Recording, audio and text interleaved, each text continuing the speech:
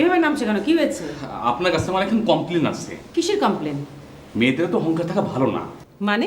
আপনার মেয়ে বলেছে সে আমার চোখে মরিচের গোড়া লেপে দিবে, পিস্তলও বের করেছে, বলেছে গুলি করে দিবে। সে কি জঙ্গি খাতে নাম লিখেছে নাকি?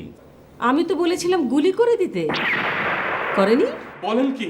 আপনি দেখছি জঙ্গি সর্দার খাইছে আমারে।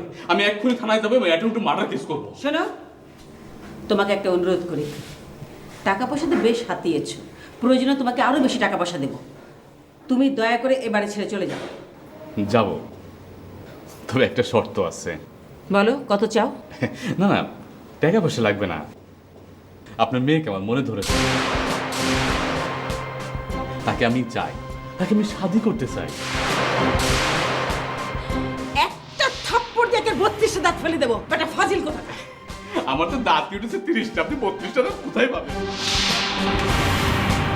কি রে, ক্ষুধা লাগছে? রাতে পেটেতে কিছু যায় নাই, দিনেও যায় নাই। চিন্তা নাই, আল্লাহ যখন কপালে কিছু লিখবে তখনই জুটবে। বল শুক্র আলহামদুলিল্লাহ, বেশ ভালো আছে।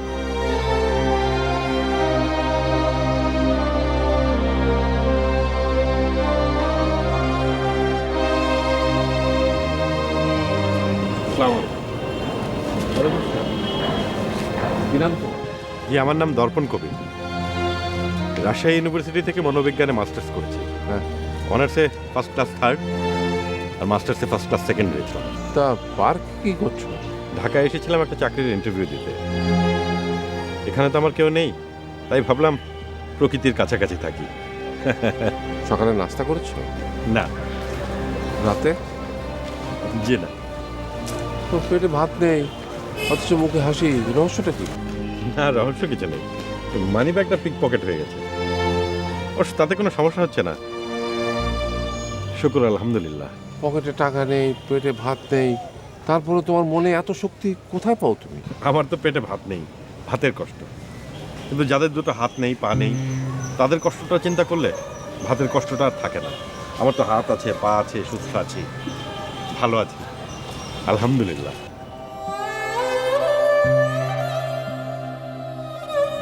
কাঁদছেন কেন আঙ্কেল? আমার তো ভাতের কষ্ট, আপনার কিসের অভাব? আমার সুখের বড় অভাব বাবা। আমার বাড়ি ঘর, সহায় সম্পত্তি, স্ত্রী, কন্যা, সন্তান সবই আছে আমার, কিন্তু মনে কোনো সুখ নেই। তুমি কি আমাকে একটু সুখ দিতে পারো? তুমি হাসছো? আসছি আপনার কথা শুনে। সৃষ্টিকর্তা আপনাকে বিশাল সম্পদ দিয়েছেন, অট্টালিকা দিয়েছেন, আর সেই সব সম্পদ অট্টালিকা পেরে আপনি এই গাছতলায় এসেছেন সুখ খুঁজতে। এখানে তো আপনি সুখ পাবেন না আঙ্কেল। তাহলে? আঙ্কেল, সুখের শেকড় হচ্ছে মানুষের সংসারে। সংসারের মতো মধুর জায়গা পৃথিবীতে আর কোথাও নেই। সংসারে সুখ থাকলে যেদিকে তাকাবেন সেদিকে দেখবেন সুখ আর সুখ। আপনি ঘরে ফিরে যান। কিন্তু স্ত্রী কন্যারা তো আমার সাথে ভালো মুখে কথা বলে না, শুধু রাগ আর রাগ। শুধু ওরাই রাগ করেছে, আর আপনি?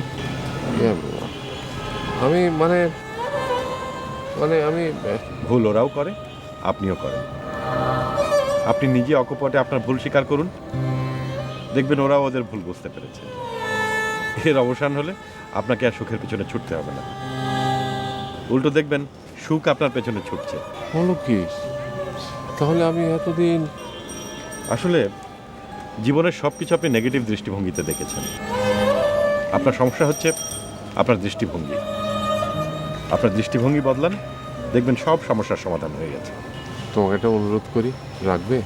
বলুন। তুমি আমার সঙ্গে যাবে? কোথায়? আমার বাড়িতে। কেন? কদিন আমার বাড়িতে অতিথি হয়ে থাকবে। না মানে, আমি যদি তোমার বাবা হতাম,